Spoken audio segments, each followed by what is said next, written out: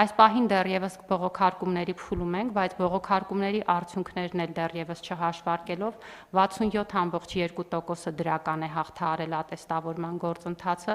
խոսքը շուրջ ևս 4852 հոգու մասին է, որոնցից ավելի քան 2870-ը առաջին անգամ է մասնակցել ատեստավորմանը և դրական արդյունք ունի, ինչը նշանակում է, որ արդեն իսկ նախնական արդյունքներով շուրջ 9200 ուսուցիչներ կամավոր ատեստավորված են և ունեն վարձատրության բարձրացում, սա նշանակում է մեր ամեն երրորդ ուսուցիչը այս պահին կամավոր ատեստավորված է արդեն և այս թիվը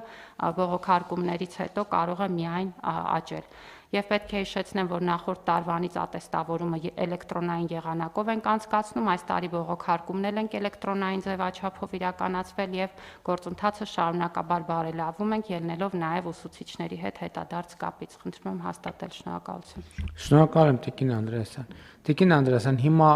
բոլոր ուսուցիչների համար է բաց ատեստավորումը, որովհետև մենք սկզբից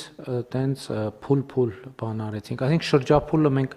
այդ որոշումների հասանելիության առումով շրջափուլ ավարտել ենք, այսինքն ուսուցիչների հատված չկա, որ իրանց դեռ չենք անդրադարձել ատեստավորման